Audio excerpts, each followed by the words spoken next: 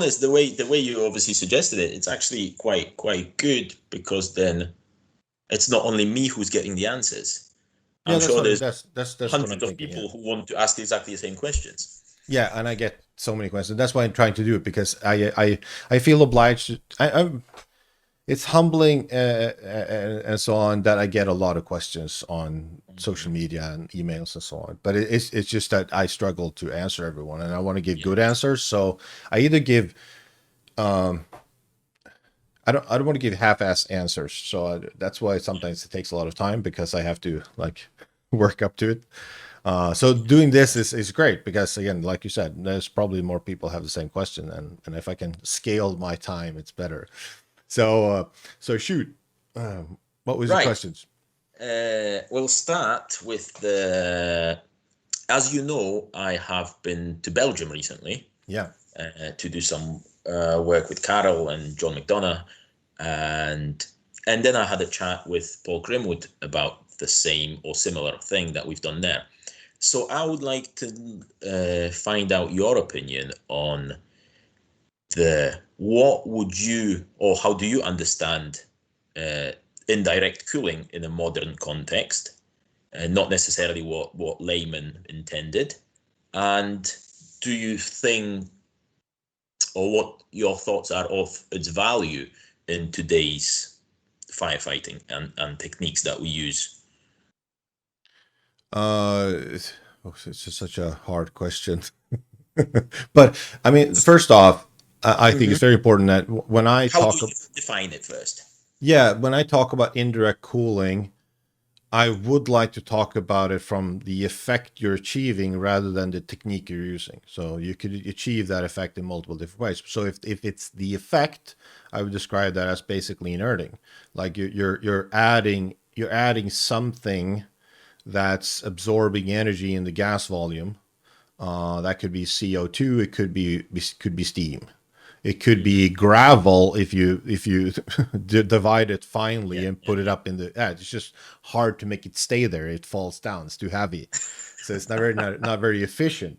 But you could do, like, there's an old story of Christer Giesesson, who is like one of the fathers of Swedish firefighting. He was also one of Gerhard Matzer Sander, who formulated a lot of things about fire behavior and also work, offensive firefighting with small fog and so on. So it's a whole story that he was having a fight with the chemists at the national agency, and they were saying, well, dry chem inerts, and that's a chemical inhibition. That it's a way of they bond to the free radicals and so on. And Christer Giesson was like, that's bullshit. It's just cooling. And he took the chemist out in the yard, and he used a dry chem on a fire and said, look, is this chemical inhibition? And they said, well, this is chemical inhibition. That's bullshit. This dry chem extinguisher is filled with powder from cement. So he just filled it with cement instead, which is, of course, chemically inert. It's just very finely divided Yeah. particles that absorb energy, and it works. It worked as well as dry chem. Now there is parts of dry chem where you take energy and break it down, but the point being that like anything you put up will inert the atmosphere, which absorb energy. And if you do it in a gas form, it's just even more finely divided, and it stays up Mm-hmm. better than it's in liquid form. So if I say that what's an indirect attack, it's using that gas you're created somehow to suppress the fire by reducing the partial pressure of oxygen. So you're reducing oxygen concentration. At the same time, you're adding something that cools the environment. That is a thermal ballast. Now, how that is done. So if you ask me if is the inert if is the indirect attack valid in modern context, Mm-hmm. if we start with exterior application of a piercing nozzle, like a fog nail or like a high pressure system like the Cobra, Yeah. to do that, for sure. I mean, it's I would say that's a pillar of everyone's firefighter. If you don't have a piercing nozzle on your fire truck, you're probably doing something wrong. Because We then, don't. yeah, and yeah, I know the UK, most customers do something wrong. Because if you have a void space fire and you're you're basically making a big hole and trying to get water in, rather than making no hole and making that space into an inert atmosphere before you start thinking about making holes, you're doing something wrong. It's just basic. That's just basic 101. I think the Cobra is becoming more popular in the UK, and there are some trucks that have it. So yeah. Yeah, and that's a separate issue. Like when is high pressured water necessary to do that compared to just like a piercing nozzle with normal pressure? Like that goes 90% of the distance you get to with just a normal piercing nozzle, and that costs like nothing. So there's no really good argument not to have it in my book. So the indirect attack is for sure, which is why you're trying to achieve that with the piercing nozzle. You're trying to vaporize as much water to steam as possible and trap that steam. That's what the really goal is. Now you can cool surfaces also and so on, but that's what you're trying to achieve. Now with a normal nozzle, I'm more and more leaning toward, I don't think it's really that possible to even separate the terms rather than from an understanding perspective. Like when you go into a room, whether you do it with a straight stream, you go to a fog, and you go to sweep and do like some kind of sweep with a wide fog and cover that space with the intention of creating as much steam as possible with vaporization from walls. I mean, you're still surface cooling, you're still gas cooling, you're throwing droplets through there, you're doing everything. You can't just do the indirect effect. Now, could you do a technique that creates more steam or less steam? Absolutely. And of course that thing, but it's very hard I remember I was struggling to explain the difference between the different things for firefighters, because when we're sitting in a container, it all just muddles together. It's very hard to know what is what. And when I ask my students, "Oh, this is an indirect attack," and they go like, "Did you see that?" They go like, "Yes, sir." Sort of like, they have no idea. They have no idea what they saw, but they will still say, "Yes, I understand. Yes, I understand." Sort of, because the implication is, "This is obvious. Can't you see it?" And they're going to go, definitely. Yes, because I'm not stupid like everyone else here. And they quietly go, "I don't really understand this." Because I don't see a difference between like doing a short pulse, long pulse, and whether the space is. And in reality, we move into a space, we don't even know how big it is, and so on. So the indirect attack, like if you go to a room, if you arrive, typically in that case, you arrive, it could be from the exterior to a fire compartment, it could be interior to a fire compartment, and you open that door and you deem this is a full developed fire, nobody's alive in here, this is a raging fire, I just want to suppress this as efficiently as possible. Do I think it's wrong to take a 30-40 degree fog and do a sweep and then quickly suppress it? Absolutely not. I don't think it's going to have a problem with entraining air and so on. I think that's going to be a big problem, at least if you're sitting in the doorway, which you probably have to. Do I think you can achieve basically the same efficiency with a straight stream? Almost. So for instance, one question I asked, and it's like, say, okay, Lars, do you think it's more efficient to do it with a fog to suppress that room? Let's say a bedroom on fire. Yes, I think it's more efficient. You will have less water on the floor. Okay, so the firefighter advances through the hallway, let's say, and now I switched, and I mainly teach straight stream as the default action for a variety of reasons, but one of those might be that when we're advancing to that's bedroom, I don't want to pressurize it, which I will do if I start doing fog in the hallway, directed towards that opening. So I should do a straight stream on the way there, and as soon as I get to that doorway, then I should switch to a fog and do an indirect attack. Is that more efficient? Yes. Is it practically sort of possible? Sure, if you train a lot, but I would fail half of the time, because before I, put up a nozzle, get the right cone angle, and so on, I'm already done with the straight stream. Like that fiddling. And if I go to students and I try to say, okay, I do a lot of quiet structure burns, and it's up to the department I do them with, and they say, we want to try this and this and this.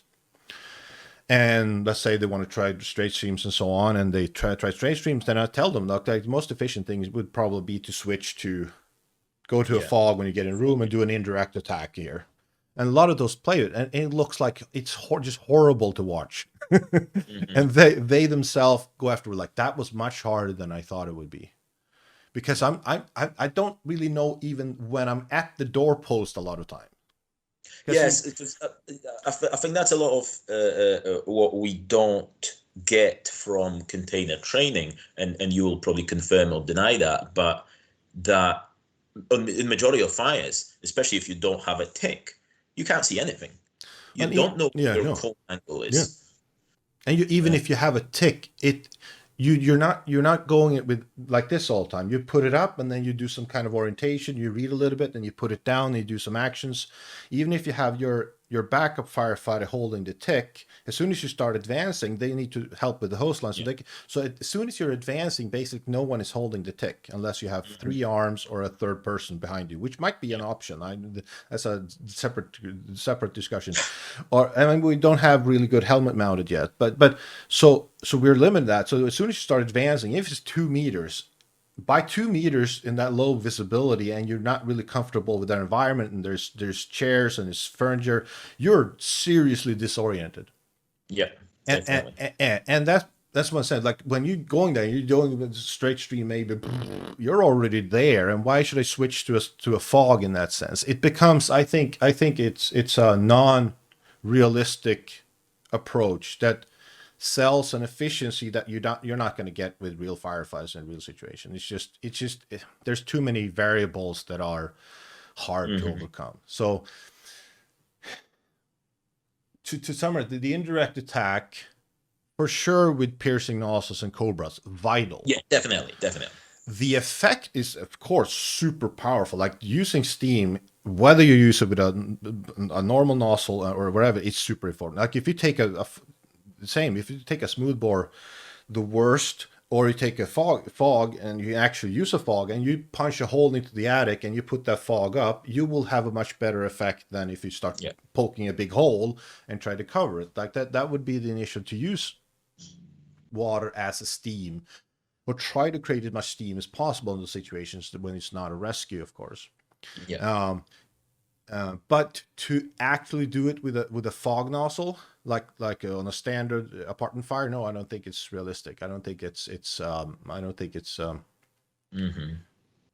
I don't think it's realistic to do that. I don't think the benefits of training that, for instance, of knowing your nozzle that well, I would much rather spend that time for communication, for fire behavior understanding, for risk assessment, for tactical methods choosing, rather than spending 2 hours every month on nozzle technique. No. So maybe that's, was that an answer? No, yeah, great answer.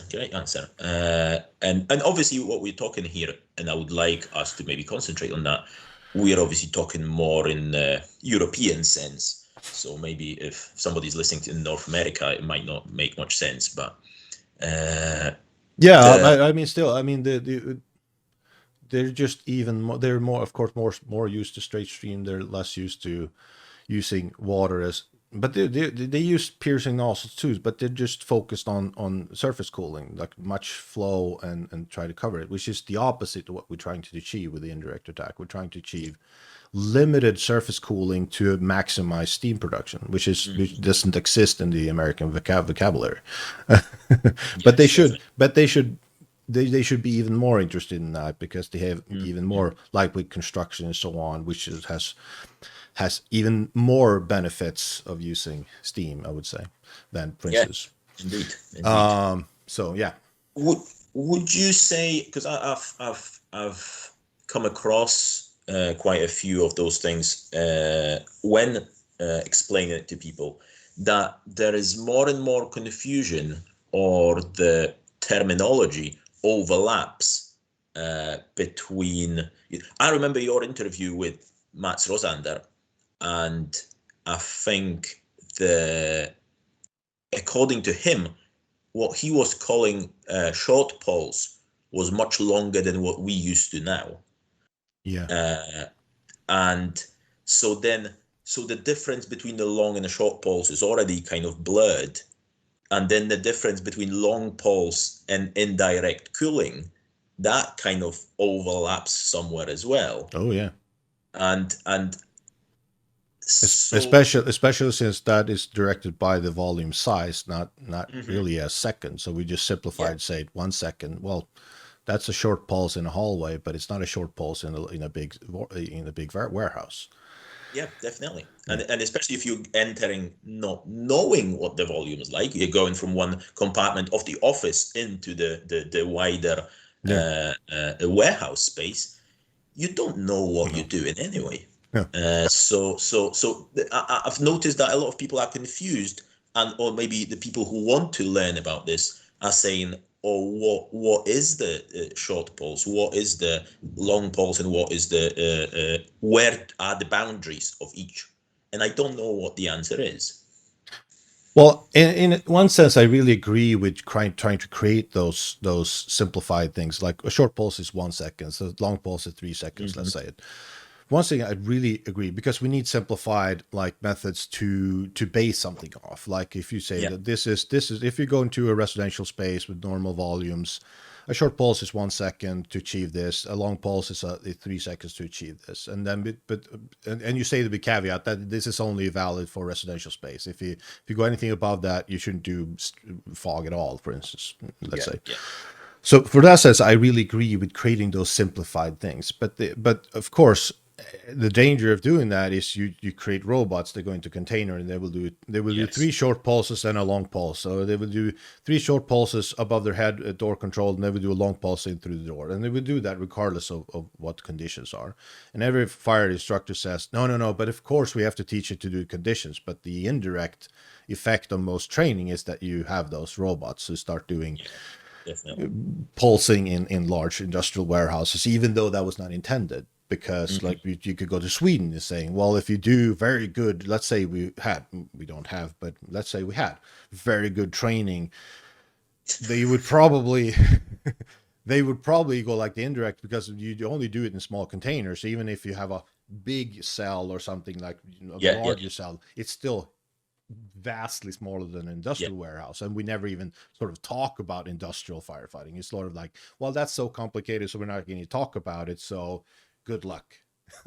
you, Yeah. Oh, send, you we send just them put it out. all from the outside and Yeah, wait. yeah. So no, so again, I think that like saying short pulse and long pulse and having simplified answers, I think is a good thing. Now, of course, there's, if you look back in history, there's no such thing as short pulse and long pulse. Like the long pulse, for instance, or start with like Master Sounder. They never did what we would, but some would consider that the 1 second short pulse. They never did No. above No. their head. So they only did long pulses or sweeps to Hmm. cover the space where they're in. Um, but and this is not, I never talked in depth with Matt about this, but there's a difference because now he didn't consider a lot about by air movements in the volume. That wasn't part of it, Hmm. like how much air you're moving between compartments. Because partially firefighting was done a little bit different. It was much more offensive. It was it was much more. It was less risk assessment, and they didn't have a Yes, of course. tick, so you didn't stop to assess as much as you probably do today, which is partially maybe wrong. That's a separate. But anyway, the outcome was they progressed faster when Hmm. he did this. So he maybe had less problems with rapidly doing long pulses and moving everything around. Yeah. But anyway, they also used the fog fighter, and the fog fighter was designed differently than basically any other nozzle in the market, because has a hollow cone. So the Hmm. fog fighter has a hollow cone when you do it when you do a fog, which means that there's a negative pressure in the middle, and Yeah. you have an overpressure on the sides, which are normal fog nozzles on the market today has a filled cone. And the Hmm. filled Hmm. cone has a overpressure in the middle and pushes everything out. So they behave differently. And that was a design feature they had, because they wanted to be able to trap the Hmm. the the the the flames inside it. But that was Yeah. like for a gas flame and do the traditional. And then every fog nozzle, if you go wide enough, they have that hollow cone. It's Hmm. just that when you go tighter, they typically become a filled cone much faster than the fog fighter. Now this is just theories because I've never really played with this. Like if I were to design a fog nozzle, would I design it more like the fog fighter or the fill cone? I would probably do it with a hollow cone because I see that creating less problems. But I never did. So don't put any weight on this. It's just sort of a theory I've never done anything with. But it might be an issue. It might be one of the reasons why mats had less problems with moving air around than typically we have today with all the fill cones. Now the thought of fill cones was, of course, the more droplets you have in the space, the better it is. But it was never considered. Like you can look at every theory. You always have this smoke.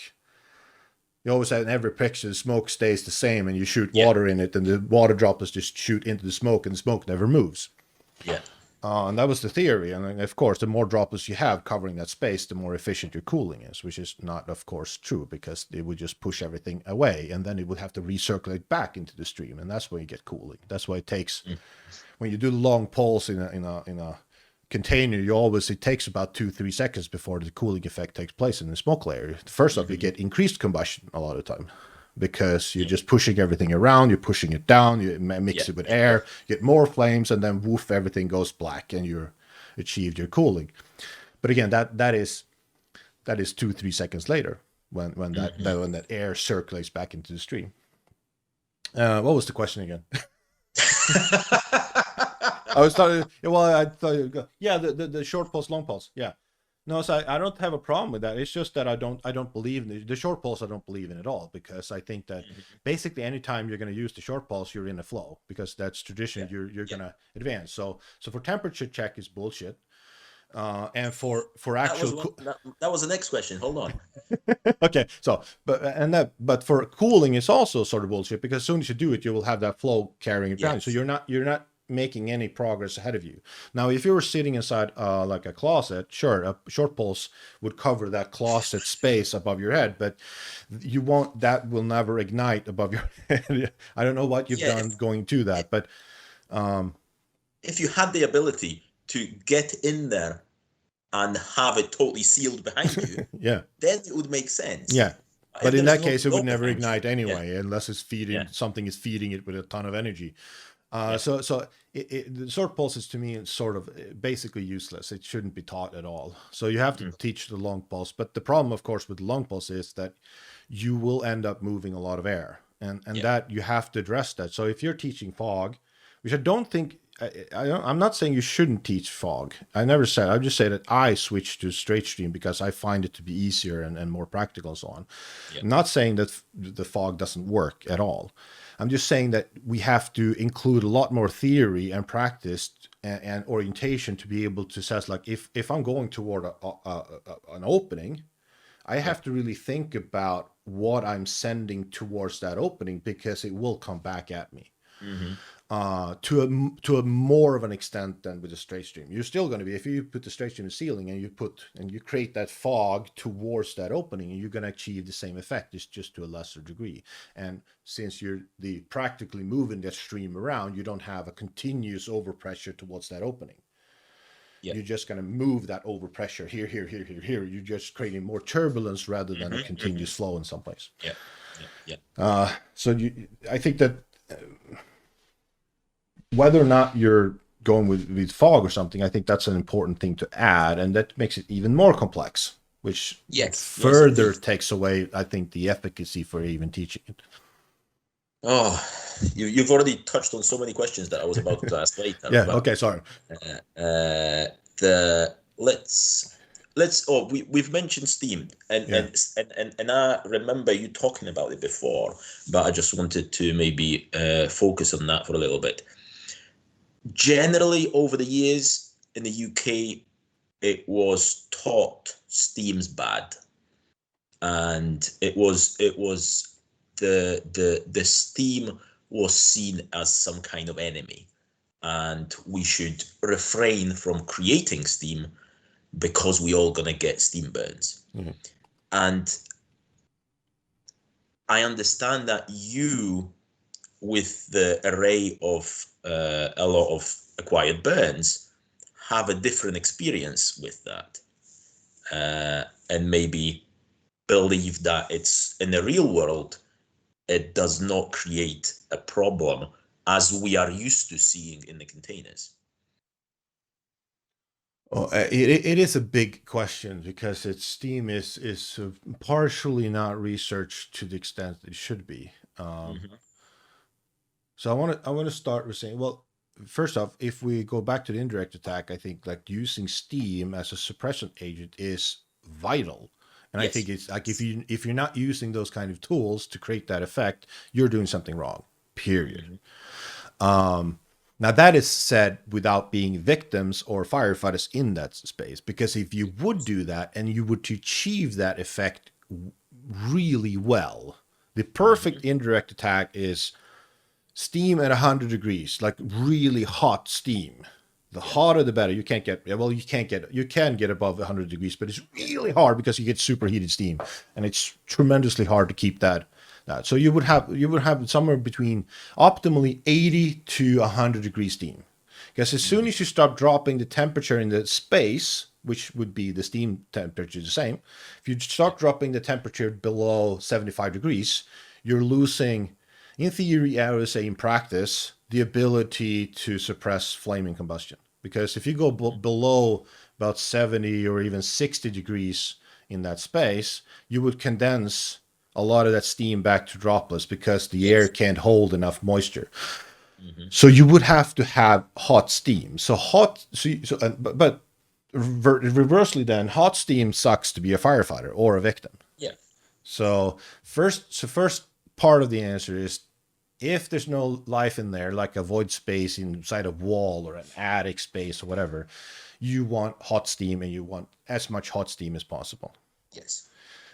Even in old videos, if you watch old videos, in like American videos, they talk about the danger of overcooling. Yeah, the nozzle man and all that. Yeah. So overcooling, you don't want to overstop when you see white steam, like white condensed steam. That would be, you would see the droplets, which is the condensation. Stop, because if you continue to cool now, you're going to condense that steam back, and you're going to start having spot fires. They say on the videos, which is absolutely true. It's just that they were much more surgical back then, but didn't have SCBAs, and I think that's just a lot of values from that. Now, to come to the question from another answer, would be the one you raised about acquired structures. When I started acquired structures, for sure, if you're fighting fire in an environment where the linings are gypsum or wood, like particle dust or wallpapers and so on, the thermal conductivity is very low. It means that the energy further inside the wall is not conducted to the surface really fast. Yes. It means that the surface temperature goes down really fast when we apply water, which means that we have very little capability to produce steam. You can compare that with a concrete building that's being heated for a couple of an hour, or metal, which heats, of course, much faster. The possibility to create steam in those environments are just tremendously much higher. I mean, but if you're fighting fire in a cellar that's been burning for a lot of times with concrete walls and ceiling, you're going to have a lot of steam production. Now, then you're stuck with two options. So let's say, if we're talking rescue, and for that matter, I'd make it easy. I'd just say people, the firefighters are rescues too, and people are rescues. So if I say, what is good for a rescue, someone we want to rescue is good for firefighters. And what's good for firefighters is good for people who want to rescue. It's just that firefighters are more protected. But we want to keep, in that case, we want to keep the steam to a minimum, because we don't want to use it for suppression. Then in that case we don't want steam. So you have two options then. You either go with as little water as possible on the surfaces, which means perfect, in theory, gas cooling. Yeah. Like the fundamentals. You would put droplets up in the space, and they will never touch the surfaces. They will absorb the energy from the smoke, and they will create steam in the smoke, but that will keep high in the compartment. Which will be very, very hard to do. Oh yeah, in theory, that's a solid theory. There's nothing wrong with that theory. Yeah. The two problems with that theory is, one, if you're going to move everything around, but basically every known method of applying that droplets will move the smoke around, whether we not like it or not. Like if you could magically transport the water droplets up there, they would just, everything would be still. They would just contract and everything go up. And you can do that if you do it in container. I do this, have these small model scale like piercing nozzles that you put up in the smoke, and it really doesn't move things around. And then you can get contraction and you can get lift and so on. But as soon as you have any practical means with like a nozzle, you're going to move everything around. So already there, it's a major problem. And of course, the other one is that even if you could like be very surgical about it in practice, that's impossible because you don't know the volume, you don't know the distance, you don't know the nozzle good enough. Like, so 99.9% of firefighters are not going to be able to achieve that, even if they fully understood the theory. Yeah. But the second one is if you were to do, let's say you were that perfect nozzle man, you could apply that water perfectly. You're still left with the conundrum because you haven't cooled any linings. So the linings are still hot and maybe pyrolyzing. Now, if you cool the smoke, they will gradually be cooler. They will probably go up, but you're still supplying more toxic gases. You're still supplying more probably flammable gases. So you haven't done a very good job of protecting yourself. You haven't done a very good job at reducing that toxic gases. So what happens in practice, whether we like it or not, is that we're going to over apply water. Yeah. Now one, you could under apply. You could just not apply water, which actually is a very good option if you knew exactly when things would ignite or not, and then not burn things or people or yourself to death. But we're not very good at that. It doesn't feel like a safe way of operating to not use water at all. That means that's best practice around the world says you should probably use water. So don't do that. Even if in theory that say that might be a lot of times the best way to do it. So we're stuck with applying water if we want to do it safely and for us and the people. And so if you just do the little bit and you move in, you're having some problems here with not but in practice you will over apply. You will shoot water through the smoke and hit surfaces, and you will push whatever smoke is up in the air down to the ground. You will do that regardless if you use a straight stream or a fog. And then you're just barely over applying. You're not over applying a little bit. A lot. You're over applying a little bit. So you're getting a little bit of water on the surfaces, which is sort of the worst position to be in, because you're not cooling the surface down to the point where it stops producing steam, for instance. But you're still cooling a little bit so that you're producing a lot of steam. Yeah. So let's say if you move it into, let's say the worst scenario, that it is a concrete basement or something. It's hard to ventilate. It's burning for a long time, saturated walls with heat. And you say, well, I don't want to move in with no water. And I don't have the option to, let's say, use a piercing nozzle and just steam it out, which would be my go-to method if I don't know it's just rescue. Just steam it out for whatever time needed for it to become safer, and also do other things around it, like rescues about in the apartments above and so on, control.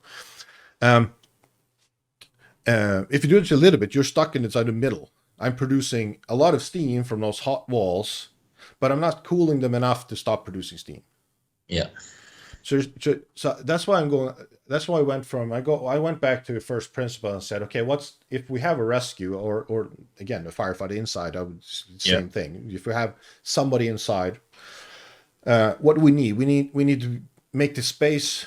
We need to make the space colder than 65 degrees, because 65 degrees seems to be the point where it becomes lethal for for rescues and just uncomfortable for firefighters at start. If we have 100% saturation of steam in the air, because we know that just from everyday life, you go into a wet sauna with 100% humidity, somewhere around the range of 55 degrees is probably the point where people leave, because at 60 degrees you will start getting first degree skin burns.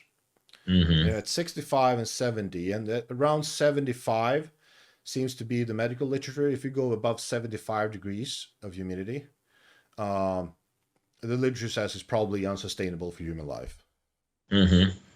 Which is a nice thing. Above 75 degrees, you can't have fire, and below you can't have people. Sorry. Above you can't have fire, but you cannot have people too. But below that, you can have actually flaming combustion, and you can have people. Like sort of coexist. Which is I'll definitely agree with the Swedish person about saunas, because you can't. yeah, no, it is, but that's just basic. I think that's sort of pretty rough. So even like when you all did the steam studies and say, well, it was it's very hard to measure steam in that environment, and they tried and they sort of half failed according to their own words. They didn't produce a lot of the data. They produced some of the data and some of the sort of gut feelings that they had about the data and so on. But to me, it's not very important. I mean, I would be interested to know that, but I can just look at temperature and know that if we have 90 degrees, let's say the temperature in ceiling is 90 degrees. Mm-hmm. I probably know at suppression we have 100% humidity there. That's pretty much given. I need is not sustainable for life. But if I look at temperatures down on the floor and it's 50 degrees, I don't care if it's 100% humidity because it's going to be sustainable anyway. Mm-hmm. So I just need to know the temperature. And you can look at the UL studies or whatever study you can. If you know the temperature at a certain position, you're going to know if it's sustainable in terms of steam or not. Mm-hmm. So you don't have to know. Just assume that it's 100%, which is a very good assumption, and you can just look at temperature. So if that is my reasoning, and I think that's solid, I don't have any reason to think it's not solid. I just want to lower the temperature as fast as possible. Yeah. So if I have 600 degrees in the ceiling, I just want to get to 50 as fast as possible. Mm-hmm. Now there's two ways to do that. You can either which both involves a lot of water, because it's just that a lot of water lowers temperature faster. It's not as efficient, but it's more effective at lowering temperature. So you go with a fog and just whip it around, or you go with a straight stream and whip it around. Mm-hmm.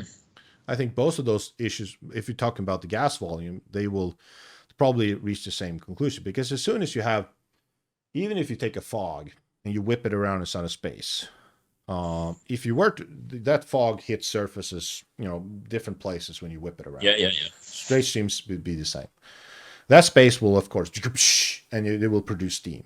And whatever steam comes out of it is probably above 100 degrees. It's really bad, and it goes up because it's lighter than air, generally. But then you're following that up with just more droplets in the air. So you're condensing that steam really fast. So it's a very short period of time. It might be a problem. And if you just keep on whipping that stream around, you're going to condense all that steam that's created until the walls are cold.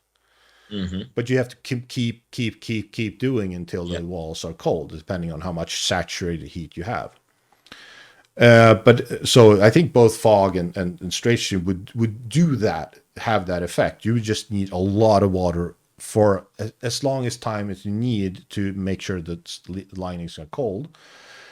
But as soon as you use fog, again, you will have the problems of pressurizing different places, maybe doorways you're going to and so on, which will push things into those doorways more so than a straight stream, and maybe push steam and other things into compartments ahead of you where there might be rescues, or compartments to the side of you where there might be rescues.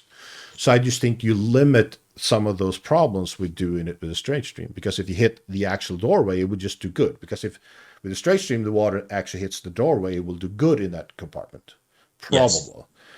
But if you hit it with a fog, you might just push more of that steam or more of that toxic gases into the room, and you might not have the same suppression inside that room. Mm-hmm, mm-hmm. So, to just finalize, so steam, I think it is in most cases when we go to acquired structure burns, in that it is not a problem. I've seen so many bad attempts at doing anything. I've never had a single problem with steam for anyone. Yeah.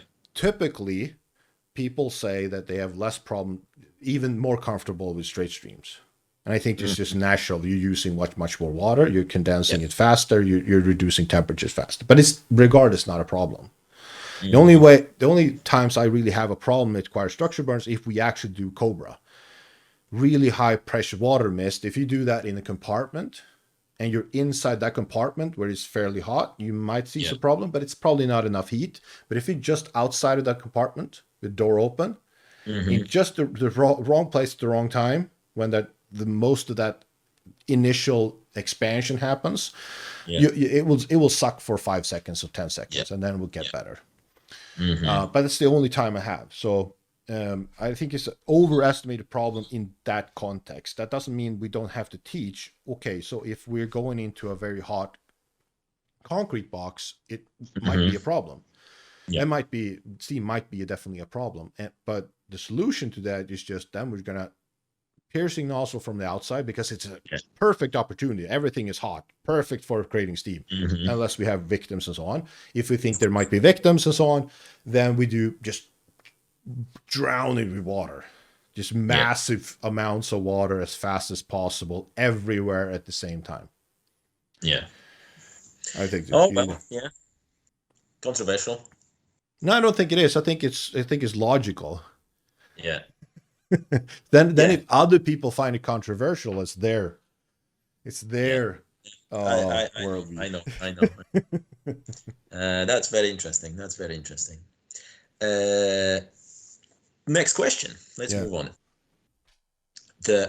Actually, I'll go back. You mentioned at one point that temperature check is bullshit. I want to hear your reasons. I've got my reasons, and it is still being taught. I've got my opinions on it, but I would like to hear yours. Well, to start saying that I'm not going to scold anyone for spraying water up in the ceiling. Like it probably doesn't do anything bad. Besides it takes time. So like if let's say you do a temperature check, you go into the hallway and you spray some water up in the ceiling. Well, good. Now the ceiling is a little bit wetter and you have some droplets up there. Yeah. So I mean the problem I have with it, I don't think it's worth that time when you can do something else. When you can do, let's say, cool in front of you or something. And it's also a problem if people think it works, in the sense that you could actually, if you just think that if you throw droplets up, like let's say half of those turn into steam and half of those come down, what are you going to count the droplets? Yes. How did you judge that? And before you expand on it, because one of my next questions kind of ties into that, because we have taught, or maybe some of the UK services or somewhere in the UK it was being taught, whenever you gas cooling, you've got three options. You either the conditions improve, whatever that means, then you progress. You either stay put and apply more gas cooling, or you retreat. And I don't know what people expect by saying conditions will improve, because probably you won't be able to see anything. Yeah. And then if my decision whether I move or not depends on my temperature check, that's what I disagree with. Oh, for sure. I cannot determine whether it's safe for me or not based on that technique. No. Even let's say it would work. Let's say you could put water up above your head, and you would, like, it's not in a container where you can go here, oh, it sounds psh, and I can hear it's hot up there, and now I know it's hot. That's not how it works in reality. So you can't hear, like, even if it's a cold surface, most water will stay up there just because they attach to the surface. Like, how do you know if something comes down or not? And if you flush anything more than like a half a second burst, it will come down. Yes. Regardless of what you do, regardless if you have the sun up there, you would still get water raining down. So there's so many issues with like why it doesn't work. But let's say it did work. You still just know what happens up here. You don't know a meter in front of you. The worlds of difference it could be. Like, I'm sitting in quiet structure burns, and one of the issues I have as an instructor is I'm sitting at one position. I'm not sitting a meter away. And the difference between a meter inside a structure, even if we're on the same side of a doorway, if we're different if one person is on the other side of a doorway, they could be on fire, and I go like I'm sitting mojitos, like. Yeah. But even if we're sitting on the same side of a doorway, and the fire maybe is on the other side of that compartment, it could be a world difference because the flow is passing by that firefighter, not me. Yeah. So one of the problems I have is that I'm sitting there, I'm constantly trying to check, is everybody, of course, okay? Mm-hmm. And I have to be really careful, and I've done this multiple times, because if I'm not really careful, and if I'm trying to be careful, it's still a problem. They expect me to tell me when it's bad. Yeah. Because they trust me and they don't want to be the first canary in the coal mine going like, Of this course. doesn't feel bad. Maybe I'm a loser. Maybe I'm Mhm. just Yeah. Oh yeah, weak. definitely. So Nobody's gonna say anything. nobody's going to say, well, and I really try like, go like, this is not a macho thing. I'm trying, and sort of, and I really have to explain like, this could be a flow here. You could be literally burning. I don't feel anything. And that's, Hmm. again, if you take that into account, the temperature check, like you would have to do a temperature check in every meter of that house to know if just that space was Yeah. secure. Like the problem is probably not at you, it's in front of you, and it might come at you 1 second later when that Hmm. ignition comes. And you're the amount of value you get from saying that right now in this square meter, I seem to be safe. Yeah. That's highly limited value, even if it Hmm. wouldn't work, if it would work, and it doesn't work. Yeah. So temperature check is basically, I'd say, useless, and I think it's dangerous to teach. Now, so seriously, I think it's dangerous to teach because it sort of sets the mindset that this actually, I can decide if this is safe to advance or not, which Yeah. is Yeah. zero. I think zero value. In my opinion, there is so many variables. Oh yeah, It all depends on the height of the ceiling, the nozzle setting, the how long yeah, your one temperature check could be a slightly longer than the other, and that already throws everything uh, out of comparison. yeah, So yeah, I think it's too many variables to rely on it as a reliable indicator whether I'm moving forward or not. yeah. No, I think that, I mean, one of the temperatures I do agree with is if you wet the door and you are living in a place where the door are made of cardboard, like in hot environments. Like if you do a temperature check, or it's an interior door. If you arrive to an interior door, you do a temperature check on it, and you get steam coming out of it. That might be valuable. I mean, people living in warmer countries says that's a viable tactic, and I buy that. In Swedish Yeah, context, not, because all our exterior doors are like insulated, and yeah, it would be very hard to get any feedback at all of value from that thing. But that kind of temperature check would make sense, to just yes, yeah, I short agree. spurt on the wall on the door and see, does the door blade evaporate. That could be a good Yes, temperature check. Otherwise, what do you teach instead of temperature check? First off, you teach that if you think it's hot, you should of course cool ahead of you. So you will, hmm, and with a lot of water probably, and you it's very hard to do temperature check while you're doing that, because you will, most, if it's a residential, you will push everything away from you. But otherwise, it's the thermal imager. I think the thermal imager is one of the game changers, of course, of firefighting. It's this, like, if you first, I would like to have a nozzle, but then look, would I like to have a fan or a thermal imager? Like, that's a close call. Like, but I two of those, but both very important to me. Like, okay, without a okay. fan, I would have a thermal We'll, imager.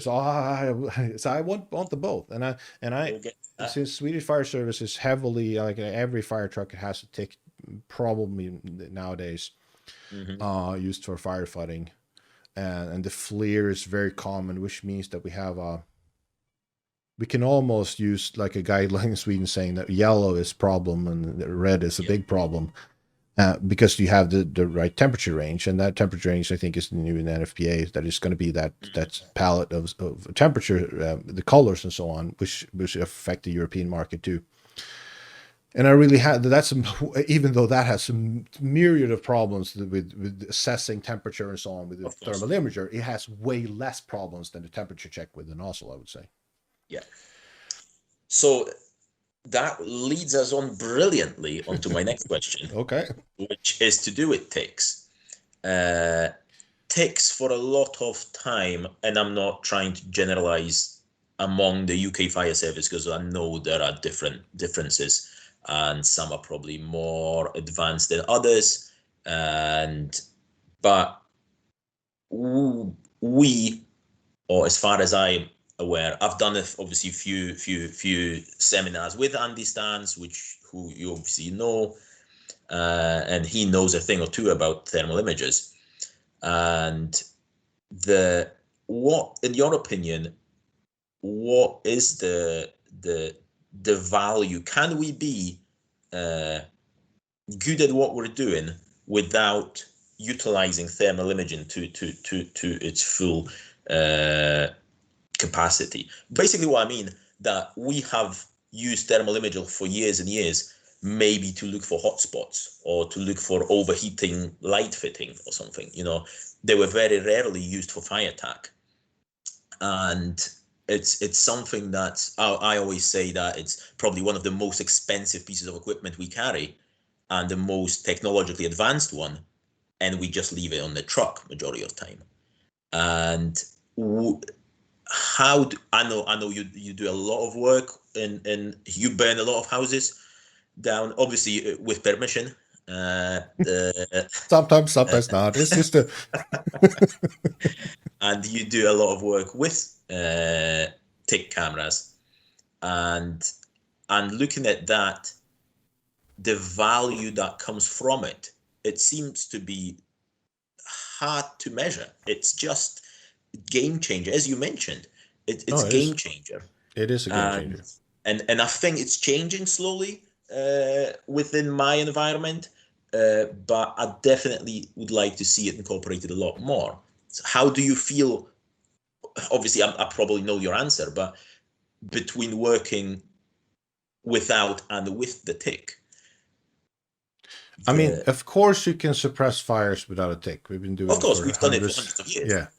But for me, it is a game changer. I mean, the technology, and we should be not too hard on ourselves as a fire service that it's taken time. I mean, it's not until the recent 10, but probably 5 years that the TICs has become generally good enough to use in that, like a fire attack situation. Like for orientation, it was already 10 years. It was problematic because they get saturated really fast with all the particles, and you didn't see any real, like just for orientation, it was hard. So now why I see it as a game changer. First, of course, there's orientation. Like you could fight your way around the space differently, and that means we can drop the left hand, right hands. Oh, how dare you! Nonsense, I know, but that's swearing in church also in Sweden. Like it was like, oh, you're gonna drop left or right hand. That's like ingrained in us. Yeah. But it's at some points when we got the car, we just let go of the horse. Like there is a point where something made sense without a thermal imager, and then people go like, well, what happens if the thermal imager malfunctions? And that was a real concern 5 years ago and 10 years ago when the reliability was much lower also. Of course, it could still non-function here. So let's say what I teach is, of course, you go into the room, you assess where you want to go. A fire is over there. You go straight to that point because you're not going to follow any wall because that takes forever. You go straight to that point. What happens if the thermal imager, breaks down, or you lose visibility because of too much particles or whatever? Well, you just back up to that doorpost and you go left or right hand to get orientation. It's not that complicated. Now, if you're doing, which the UK and Sweden doesn't do, if you do a lot of interior work without a hose line, it's a bit different because as soon as you commit to going inside you have to be very good at orientating the shelf. That would be a separate question. But if you have a hose line, you just retract back 2 meters to the doorway and you start searching that one. So what? So the left hand, right hand side, that's the second thing you should use. First, like if you don't have a thermal imager before you start searching left and right hand side, you're in your basic training, you're doing it wrong. Like the go-to method is search or orientation with the thermal imager, and you go straight to wherever doorpost you're going to. You're going that way. Unless you're doing it that way, you're doing it wrong. Then if you have time, you can learn firefighters how to search left or right hand without orientation, because that's harder, but it's also not the norm today. So that is a game changer, just of orientation. Now the other one, of course, is where do I want to go? I can orientate myself, but where do I want to go? Like if you have experienced firefighters, they will of course learn to listen to the fire and try to orient themselves. The Americans used to stream to kind of find doorways and so on, but finding the fire could be extremely hard. Mm-hmm. But the game changer of a thermal image is just a game changer of finding the fire, also not just orientating yourself, but finding fire. A lot of times we have small fires because you can see you have lazy smoke in the ceiling. You don't see really where it's coming from, but with thermal image, you can start to see flow, or maybe you see heat signatures in one doorway. Yeah, I've been there before myself. Where we're looking and looking and looking and go into every room, and I've already been in every room in the house. Yeah, and there's no fire. And eventually you start kind of hear that crunching sound under your feet, and you realize, oh, I'm right on top of it. But obviously it died down by now, and it's all just smoking. Yeah. No, it is a game changer in terms of orientating yourself. It's a game changer trying to get to the fire. It's also a game changer, of course, assessing smoke conditions where you can have, if you have a modern tech, you have. I mean, quite structured, but I sit there and talk. It's very obvious that it works as an assessment tool for when to cool or not. Like I think I understand a lot about the problems with using the tick as a thermometer, which is not. Yes. Yeah. It's just an indicator that it's yellow over there. That means I should probably cool. Mm-hmm. If it's the gases or it's the wall behind it, doesn't really matter. I'm just going to cold through it. Something is hot over there, just cool it. Mm-hmm. If it's red, you probably don't want to advance into it before you've cooled it. Like that's very good. Like that doesn't mean that it's not red behind whatever's yellow. It doesn't mean that it's yellow or hot behind whatever is white. But at least the distance towards where it's white, it's not that hot. So if I don't cool because I don't see any heat in thermal imagery, I don't feel anything, I'm not going to cool, I don't have a big problem with that because at least it's not where you are. Yeah. There's multiple problems with thermal imager, and of course, one of the problems with why you are not using it in UK or in Sweden or any countries for that matter is, of course, training. And the training is not, it wasn't part of basic training when firefighters did the basic course. It is not taught as the go-to method for search or for orientation or for finding the fire or for assessing smoke condition. It's like an add-on tool that you can use if everything else fails. And that's where I think most have a problem. But you also need a very good camera, like a FLIR K55 or the Seek Attack Pro. The new one seems very good. And so, you need a high-end camera to be able to do a lot of those things really well. Now, with an old like MSA 6000 or something, like an old camera, like you get sort of an indication of what's happening, but it's not very reliable, and you can't see those flows in the same way. So it is also a technology problem, and of course a budget problem. I think the if you have a tick of some kind of quality, and you're not using it for fire attack and search and all those things, I mean, you should get a penalty of some kind. But if you're thinking, oh, I'm not going to use it because I suck, you should not suck. Yeah. If you're not using it because you think it's bad, you're wrong, and you need to stop sucking using it. It's just a matter of and it's a skill. And it's a skill. Oh, for sure. It's obviously, I see a lot of your videos, and the clarity a lot of the time is brilliant. Yeah. And you're thinking, if I go to my next fire, that's what I'm going to see. And then I'm going to my next fire, and I can't see anything on it. That's true too. And there's so many little things that you need to learn how to operate it well, and use it in those hot environments, which I know it's very hard to if you don't burn a lot of houses, to give people that experience. But there is definitely a value in it and even as you mentioned, the orientation side, the hose will be your secondary means, which we never use, but also I don't think many UK services, if any, and I do apologize if there are some that do use it, you teach proper hose management and hose deployment.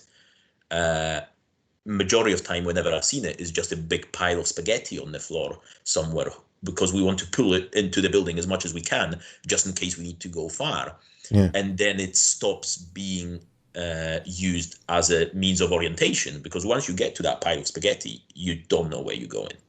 Yeah, man, I think it's all connected. Like if you have the thought that I'm going to go inside, then I'm going to do a left or right hand search, you have to pull a lot of hose with you because you're going to go through furniture and everything.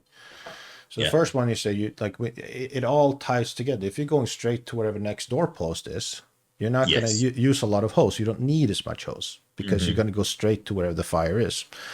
So it's connected in that way too, and it's also connected in the way that, like for instance, to straight stream gas cooling or just overflowing water if it's a big fire. If your image in the thermal imager is so degraded because of particles in the air, this is not a small fire. Yeah, it's not food on the stove. It's not a small. Like it's not we can't use water because the water will damage whatever is inside the apartment. That apartment or whatever is fucked anyway. It's not. Yeah. Now you might not want to use water because you don't want to drench whatever apartment is below that, and I fully appreciate that being a concern. But if we're only to look at rescue and firefighter safety, that wouldn't be a concern because if we don't care if the neighbor's Iron Maiden T-shirt is wet, if it can save a life potentially. Yeah. And what you realize when sitting in a lot of car structure burns, if you have a bad degraded image, there's only two solutions to that, unless it's just particles on the lens of the camera. You can clean that, but if there's still too much particles in the air, you either ventilate, you use a lot of water to clean that air. Like you can clean the air with water. I mean, it doesn't matter if it's fog or a straight stream. Just use a lot of water. You will clean that air. You will get image. So when you start using water, if it's a bad situation, you start using water, that image will clear up faster than if you not use water. And of course, if you have suppression on the fire, you would try to ventilate as fast as possible, and that would of course increase image clarity and of course normal clarity. So I think it also ties together. Like if you're locked in the way that we're going to go in, we're going to pull a lot of hose with us. We're going to do left or right hand search, regardless of where the fire is or where the people are. We're just going to do that. We're just going to ignore the camera. Whenever we pick it up, it's just a mess because we're just using short pulses here and there. So we're not really clearing anything. We're just basically putting up a little bit of water and steam up in the air, which further degrades the image quality. Now we're stuck in a very slow operation because we can't see, we're not using water enough, we can't ventilate because we haven't found the fire. It takes forever to orientate yourself. It takes forever to advance to the fire. It's all tied together. Like you have to get set that's paradigm is gone. Yeah. We're going to use a lot of water. We're going to go straight to the fire. We're not going to use the walls as long as we have some kind of orientation a thermal imager. If that degrades, we're going to go back. We're still going to go straight to where we think we want to go, but we want to keep orientation on the walls to have some sense of direction.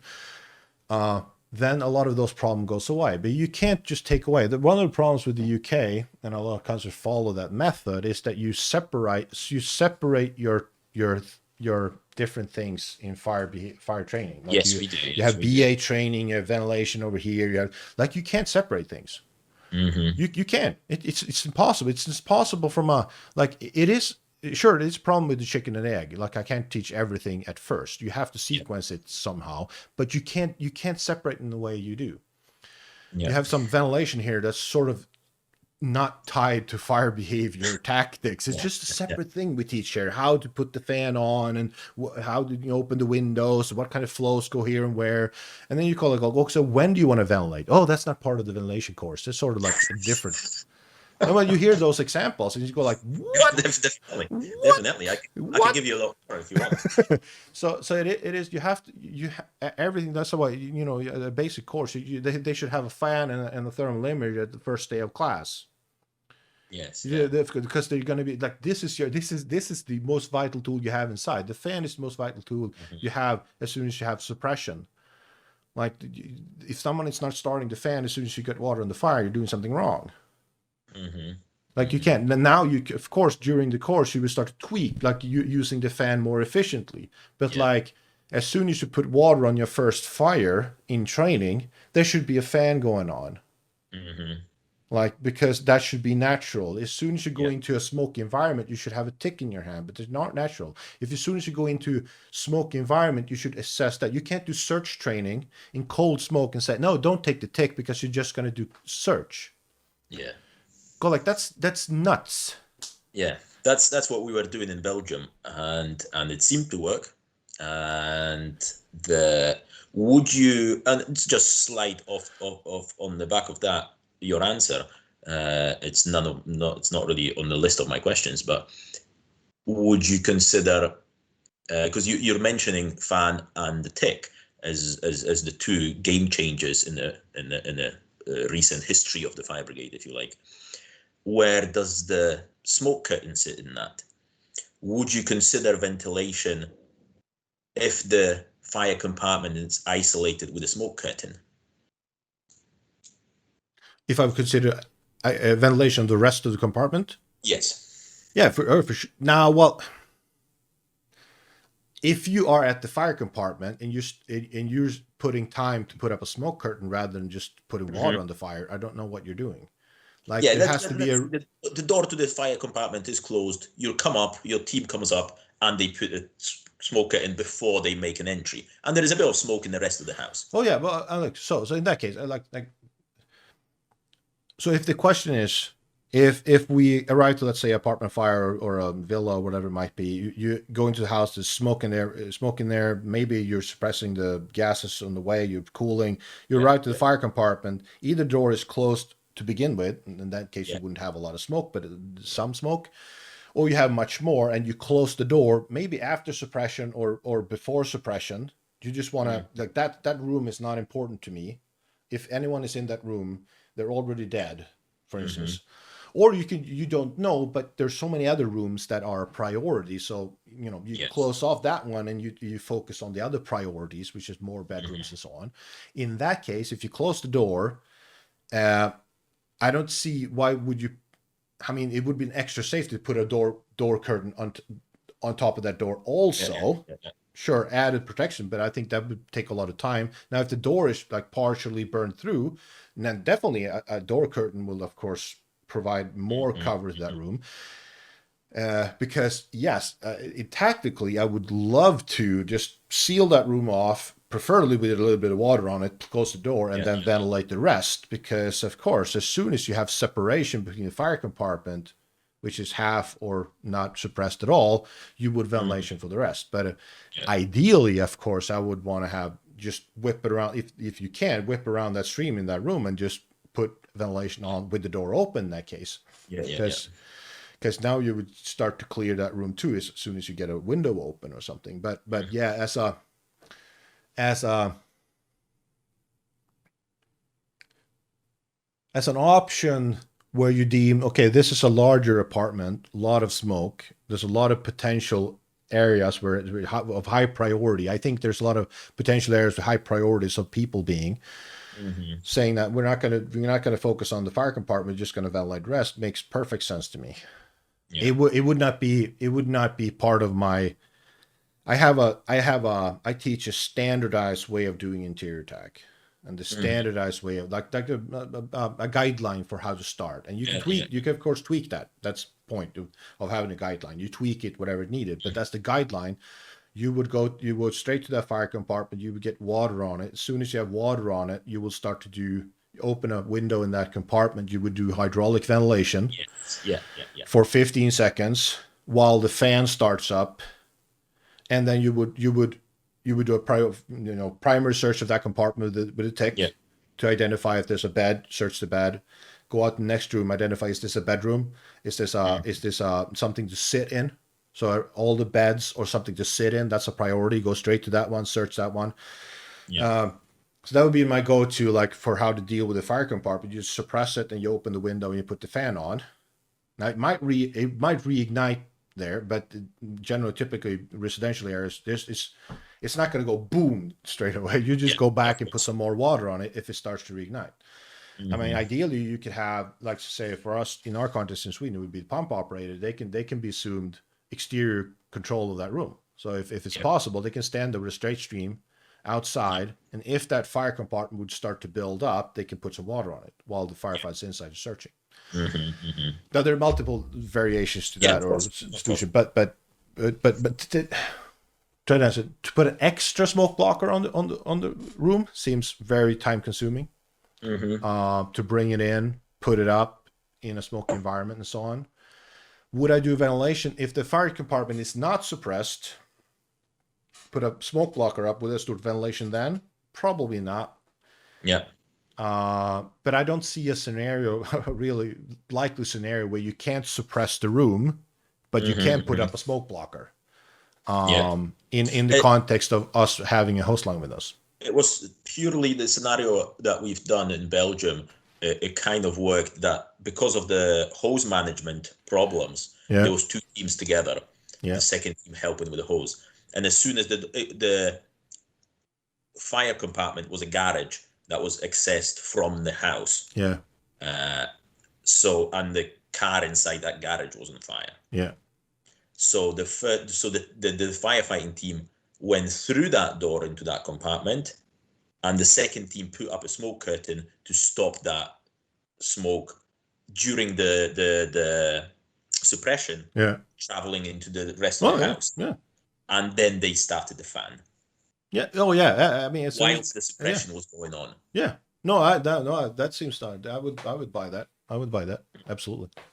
I do very little teaching with two teams inside, because that's not the norm in Sweden. We have very limited crews. It's basically always one team inside the first 10 minutes of the incident. I mean, in bigger cities, of course, there might be that the two stations collide at the same time, and then you get maybe two crews. But generally, typically, in large cities, they would be divided into different departments to check the apartment above, maybe, and one crew goes into. So there are very few that we operate, which is an error we have, and I think it's a limitation we have. But I typically arrange all my thoughts around what's the most important thing to do, because we can only do one thing at a time. Yeah.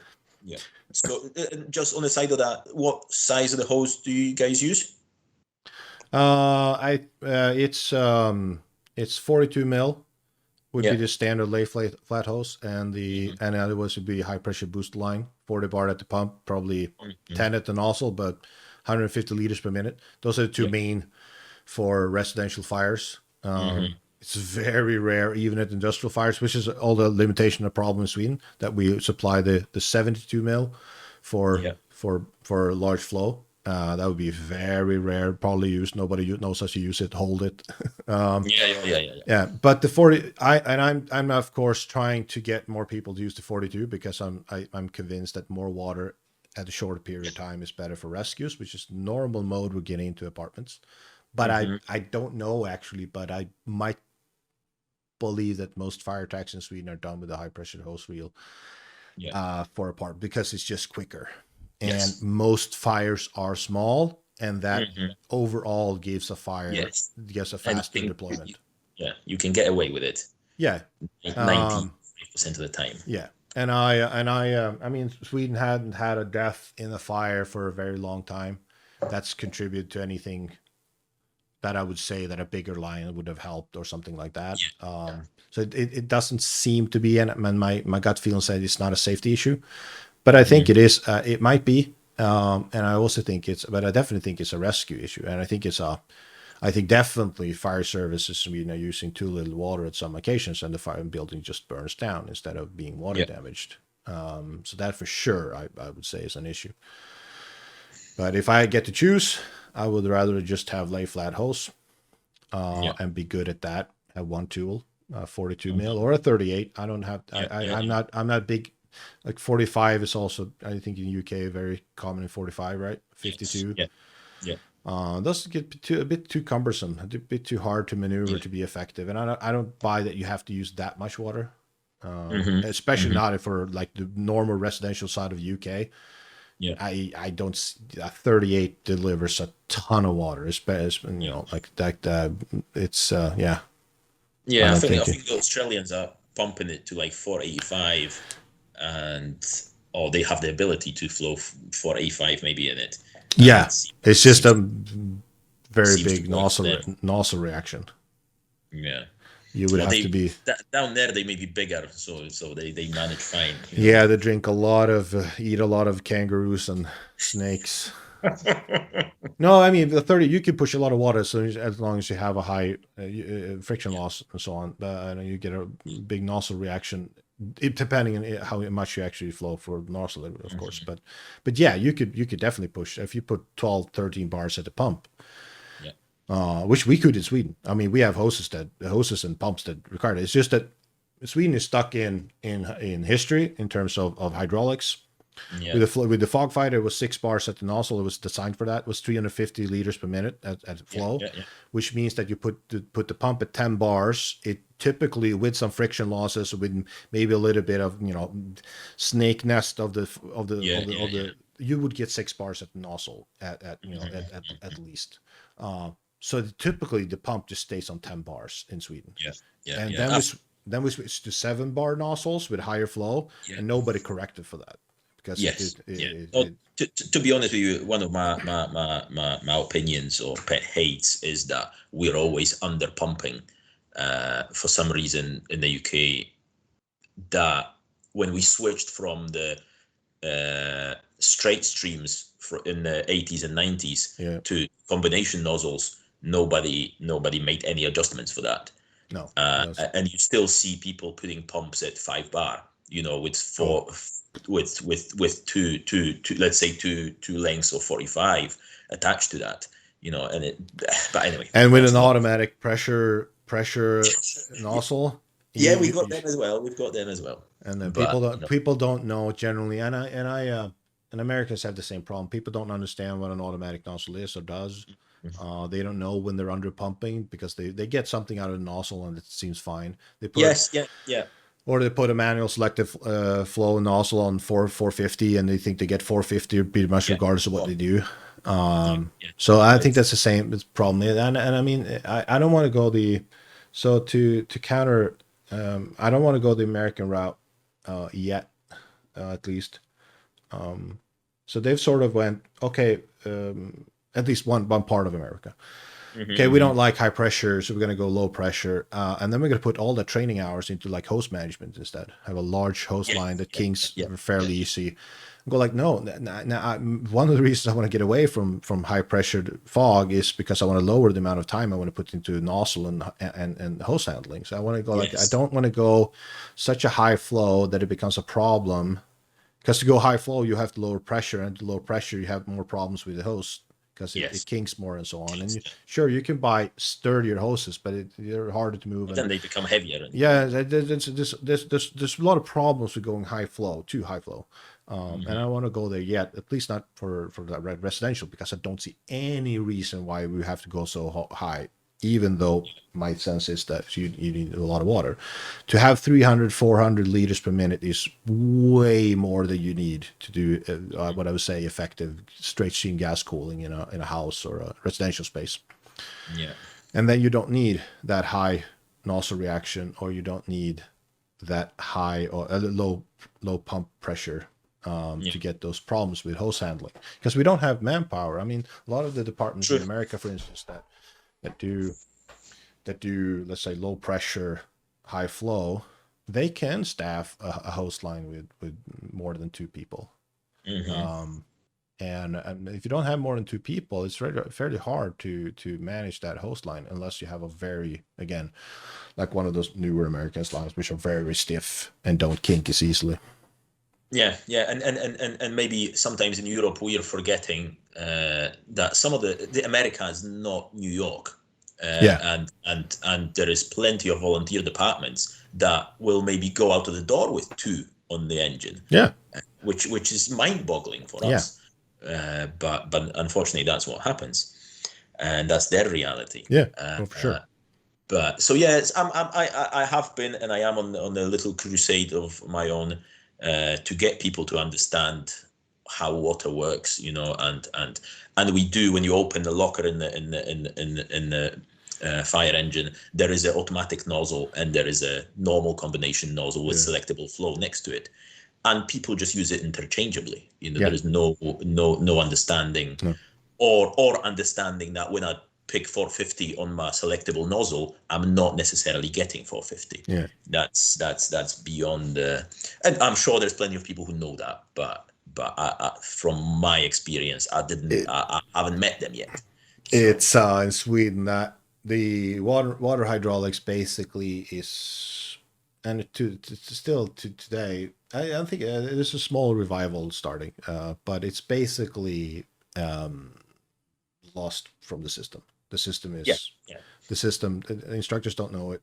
There's not any books on it. There's basically no information on it. So And partially, sorry that I'll barge in there, yeah, but what you said that the difference between fighting with the higher pressure and lower pressure, and people can't get their head around the fact when I tell them, because our hose reels are 19 mil, and they flow 100 liters at 6 bar, yeah, uh, and people can't understand when I tell them that your big nozzle or branch on the end of 45 will flow the same pressure as yeah, that hose reel. yeah, It's exactly the same pressure that comes out at the end of it. yeah, It's not high pressure is one. The pressure that produced by the pump for one yeah. is high pressure and low is on the other. But what comes out at the end of it is exactly the same. The velocity might be different, but pressure wise, we're in the same spot. Velocity is equal to pressure, basically. So the pressure velocity is the same to you. Mm-hmm. But yeah. So anyway, I'm digressing now. Yeah, no, I mean That's it's not true. my No, no, subject. people don't understand. It's also Sweden. We call it the high pressure hose reel, and it depends on which nozzle you have, of course, because that depends Mm-hmm. on the flow and basically flow. If you flow more, you get lower nozzle pressure, and if you if you have a smaller nozzle, you get higher nozzle pressure. But with the typical nozzles we have, a lot of bars. I remember our line. It was on our fire truck when I worked at this stage. Had a high pressure hose. It was about 9 or 10 bars of nozzle, so a little bit higher, and it Mm-hmm. was 150 liters per minute. But Yeah. it was we had to ship it back to the supplier because I actually checked because most departments specified 150 liters on the, but the supplier never delivers that because it requires them to like build like really smooth bends in the pump and so on Mm-hmm. to reduce pressure losses. And when it goes into hose reel, there's usually like a 90-degree Yes. bend to Yeah. go in there. They had to change those things to like specially because they promised to deliver that, so they had to do it, but Right. nobody had ever challenged them on actually supplying that flow Mm-hmm. of water. Yeah. No, so it is a big problem. I think that the hydraulics of understanding how water gets to it, at least, I don't think every firefighter needs to know it. I think they just have No, to no. understand what the limitations are, but the instructors has to know it, Yeah. who writes guidelines and set up But yeah, procedures and so on. just enough to select the appropriate tool for the job. Yeah. That's what they need to understand the limitations. Like a firefighter needs to understand I shouldn't bring an automatic nozzle 20 stories up if I'm going to pump it from the floor, like I'm Yeah. pumping on the ground, because I'm not going to have enough pressure on that automatic nozzle. But now if I have booster pumps in the building and so on, it's a different story Mm-hmm. maybe. But yeah, Mm-hmm. Right. Right. It's going well. It's going well. Uh, right. We're getting into the crook of the things now. What is, if you can tell me, the typical way of teaching Swedish firefighters to move in the dark smoke environment inside the building? And what I'm getting to here is obviously that we use so-called BA shuffle and or the silly dance the in Ministry the of Silly Dance. yeah, definitely. And so, what are your thoughts on that, and what does it look like in Sweden? We've never had a Ministry of Silly Dance, but Oh, to how be did you put fires out? yeah, but before, I think there is a context issue which is important. In Sweden, typically we don't have exposed wires. Typically all Mhm. wires run inside walls. Yeah, Like if it's a lamp fixture in the ceiling, the wires are inside the walls because it yeah, looks better. Most of yeah. houses, like houses, are built in gypsum and wood. It's easy to hide the walls inside Hmm. hide the wires inside the walls, which we mean that we historically and recently don't have a problem with wires falling down and trapping firefighters. Yeah. It's not an issue. Like I've never when I looked internationally, and I remember like 10 years ago when I looked more internationally, I was confused Hmm. why the Americans did so much like this entanglement, the wire exercise. Go like, I've never done that. I've never seen anything like that. I've never even, and then anyone has ever mentioned me that this could be a problem. Of course, it could be a problem in Sweden too. But when I go to UK and look at the building constructions, you have way more exposed wires. So I think there's a context difference that the actual problem that it tries to solve is bigger than in the UK than it is in Sweden. That's just obvious. Yeah. To the extent that you should have a way of moving to address that problem, I can't. It seems like a over the top creating other problem solution to fix that problem. Like to do the BA, you have to have a body position, you have to have a speed that's problematic. Yes. It creates a lot of problems, which in itself are not just efficiency problems, but also safety problems. And I don't want to say too much, but my gut feeling is that you're creating too many problems with that than you're solving. Now, I think a better way of addressing that would probably, to me, maybe, I mean, a lot of Americans have this, that they use a bolt cutter in their pocket and they modify it. We have it as well. Yeah, and you modify it and so on. Maybe that's part of the solution. I don't really know how practical that is, because I never even practiced doing unentanglement in darkness. I've never done a training like that. I have no idea how easy it is to actually identify where the wire is and cut it with low visibility. I can imagine it's awful, which means that, I mean, of course, the first priority is prevention. So, okay, going back to how important is the thermal imager? Super important. Do you see wires with thermal imager? With a good thermal imager, you can definitely see the wires, unless you have zero visibility in the thermal imager. Like the metal wires hanging down and so on, they are super obvious in a good thermal imager. Like in the FLIR camera with the MSX, because I've seen wires hanging down when acquired structures happens and so on, and they are really clear in that situation. Again, that doesn't mean it's always visible, but it's one of the things that are, again, addressing the need for thermal imagers. Second one is, again, water supply. Just punching it with water cleans up the air, you get better imagery, you get less, and so on, you see it better. The other one is, don't spend any more time in a bad environment that you have to. Again, don't crawl right, left-hand side. Go straight to where you want to go. Again, use the thermal imager. Go straight to the fire compartment. We're not searching for people. That's this is a problem I have with America and like the Recio versus slicers or something. They have totally fuddled the things of what you're trying to achieve with how you achieve it, the goal versus the method. The goal, of course, is rescue, but how we achieve the rescues is probably fire attack first. So we go straight to the fire and just as soon as possible suppress it, because as soon as we do that, we can start ventilation. It's with ventilation we save people, probably, because search takes too much time without bad.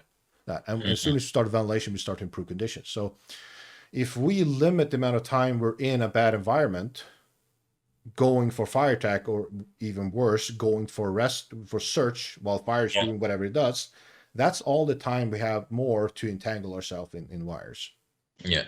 So I think it would be like proactively, you go straight to the fire, you knock it down as fast as possible, you start to ventilate, then entanglement becomes such a way less of a problem. Because you don't have a time problem. And as soon as you start ventilation, it gradually becomes better visibility. You can see whatever you're doing after a while. So you have that space from the entry point to whatever bedroom. That's usually not a long distance. No. Like I read a lot of incident reports, and it's constantly, why are the firefighters in a different place than the fire or the entry point? Because they're doing something else. They're trying to find a fire because they're not using their tick. You could just see. I don't like taking up examples that are. I'm not going to do that. So I know what you mean. You see examples of investigations from the UK, for instance, and sometimes you get to see the thermal imager in like a court hearing or something.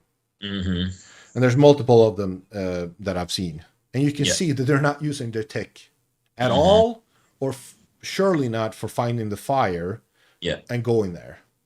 So it seems to be at least a problem. Not I don't know how big it is. That Yeah. just go straight to the fire, and again that limits the mouse. Now you have the wires possibly hanging down in the hallway Mm-hmm. to whatever doorpost goes into the bedroom on fire or the kitchen on fire, whatever. As soon as that's a very short distance, a very short time, Mm-hmm. and then you suppress the fire, and then all the other spaces that can have wires become Yeah. such a much lower problem. Yeah. And interesting thing that you straight off went to the wires subject. And obviously, we have been doing the BA shuffle since times immemorial. I don't know, maybe 1950s or maybe before that.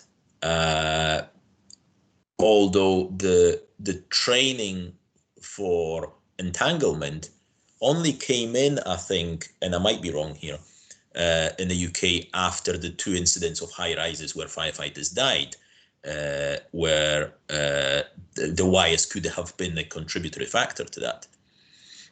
Yeah, the split. What's that split level apartment where it went up and then you get Yes. entangled? Yeah.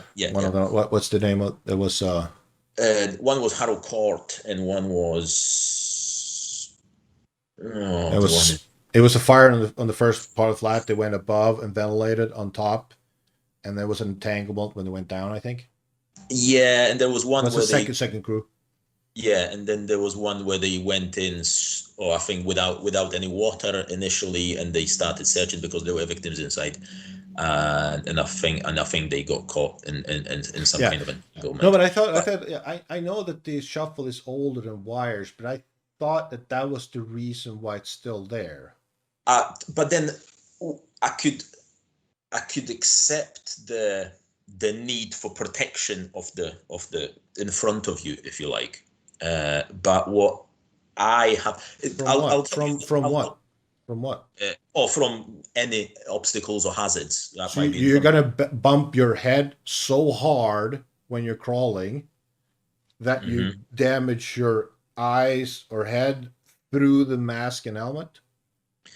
Oh, don't be questioning things. That's not the way we work. Or maybe if you do like the Dutch people and you stand up and you would run, but Yes. you run into a doorpost and you're like, okay. I'll tell you a quick story how I kind of started thinking about this, because I was and I can't remember whether, because I've done a few of those charity trips where I trained firefighters abroad, and it was either Moldova or Ukraine that I was in. And the guys there, it's like the volunteers, and they've never seen a BA set before, and we brought hundreds of sets with us, and we're trying to equip them. And so I was doing a little lecture on very basics of fire behavior. That hot, fire burns, hot gases up here, then cooler air down here. Yeah. And then one of the boys raises his hands and said, "Oh, I've got a question." And I said, "Yeah, what is it?" Obviously, I didn't talk to him directly because I'm not that skilled with languages. But and he says, "Oh, you mentioned that the hot air is up here, and then the cooler air is down here." I said, "Yeah." And he says, "So why are you telling us to stand up and search?" And I was like, I don't know, because we've always done it this way. And wait, are you still teaching that in the UK to stand up? Yeah. Holy crap. I didn't know that. I thought it was just the Dutch people being idiots. That's such an idiotic way of it's mind blowing. Yeah. That's what I was trying to get, as opposed to the wires. Everything gets worse when you stand up. The absurdity of teaching. On one hand, we teach our fire behavior, and yes, you stay low, the hot gases are up here, cool air down here, and all those things, and yes, you have to stay low if you want to communicate with your partner and go through doors as low as you can, blah blah blah. But once we're in, right, so let's stand up now and start doing the dance, and it just and I've had a lot of arguments from different people why this is good. Why is what would the argument be for standing up besides it being more comfortable for your knees? Oh, that's definitely one of the arguments. The one which is totally pointless, and I've heard this last week from one of the senior people, was it has worked for us for last 50 years. I said, but we don't have comparison to anything else because we never done anything else. So yes, it worked, but or maybe it didn't work. Yeah, So no, I mean, and just we talk about the thing like that was a revelation for me. It took a long time, and it's very obvious, but it took a very long time for me to realize that I need to stay low for the thermal imager to work well. Also, yes, that's another thing. That's another thing. because visually you get, of course, you want to just stay low to get visual, but the same goes to thermal images that you have It vision sees longer. better. Yeah. And I go like just for that reason and how centrally I place the thermal imager, you would stay low. Yeah. Even if it's not hot up here and so on, and all the tripping hazards and so on. It's that alone. Another often heard argument is, oh, you can move quicker when you stand up. But when you in practice how those guys are moving, I have seen a lot of Belgians and Dutch guys or Americans moving a lot quicker on their knees than some of the BA shuffle performed in the UK. And you mentioned the Dutch, and they have changed in 2019. I think the whole country eventually changed from the BA shuffle to staying low. I think obviously John McDonough's non-negotiables had maybe something to do with that. Yeah, maybe they did that after that. Yeah, I don't know if they've changed it recently. Yeah. Or that's what they were saying when I was in Belgium. No, that makes sense, and I really hope so. I mean, there's a lot of smart people in Holland trying to make that change for a long time, so I really hope they've. Obviously, it must be difficult for the older guys to change after doing something for 30 years, and now they expect it to do something else. But I think it's again, as you mentioned before, we used to have a horse and cart, and now we don't. Sometimes we need to change fundamental things. I know it's good to go for easy wins and change a little slide in the PowerPoint presentation that now we do this instead of this. But unfortunately, sometimes we need to change big things, and I see that as one of them. I just cannot compute in my head, why do we still stand up at fires? It's to me unbelievable. I mean, I only had non-negotiables with John. I had to just want to add on to the stay low. Is that stay low if you can't see your feet? Like I am like I don't want firefighters to always be on their knees if there's no smoke. Like if you walk, if it's no heat, no smoke, just walk. But like if you can't see your feet, you should be on your knees. I had that again. I've heard that last week from the guy saying, "Oh, why would we want to stay low? Or why to legislate guys to stay low at all times if there might not be any smoke?" And I'm like, but then if there's no smoke, we wouldn't be doing the BA shuffle anyway. No, you just walk. Yeah, but it's a very simple like okay, when do I walk or stand? Like you know that. It feels very reasonable. Like, and if you add on like the trip and fall, just trip and fall. Like if you don't see your feet, you can falling down a well. I like to do the BA shuffle. You can't even be as fast as crawling because the time it takes to have your balance backwards to feel with your front foot if there is a hole in the floor will make you really slow compared to a very efficient 3-point anchor where you're upright with your body position, but your legs fall forward and searching like that. We could do a whole position of just how to be on your knees. That's a whole class there. But I know a lot of thoughts to think about that because you don't want to be on your floor like crawling with your head first, looking down on your floor. So there's of course better or worse below, but just to stay low. If it's hot, if it's smoke, it is one of those go like one-on-one firefighter 101. Like that. This is really basic. Yeah, but I don't think we're ready. I don't think we're ready for this. But the wire thing, like to do some kind of BA shuffle on the ground, I'm not saying I would choose that, but I have some understanding for why that could be seen as something like I want to clear wires when I move forward, even if I'm on the ground. But I still go like, okay, I want to have a thermal imager in one hand, I want to have a nozzle in the other hand, I have a flashlight here, and then I'm going to do the BA shuffle at the same time. Go like, no, this is not practical. Like so it's still and I would prefer to look at the risk assessment. That we're going to move straight to the fire, we're going to do this and this and this and this, and that will reduce the risk. Also, we're going to have a wire. Like worst comes to shove, I have a partner that helps me, and we have wire cutters. Yeah, that's what we have now. We have wire cutters on our BA sets. And again, I have been in fire brigade for 17 years now, in the big city, and I have never come across a problem of wires myself. I'm not saying it doesn't happen. Obviously, it does, but I have never suffered of any problems because of that.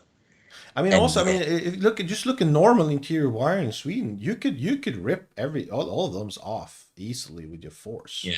Like the wires are so thin that, I mean, I have seen, especially in the maybe high rises that has been renovated, high rises from the 70s and 80s that are concrete construction.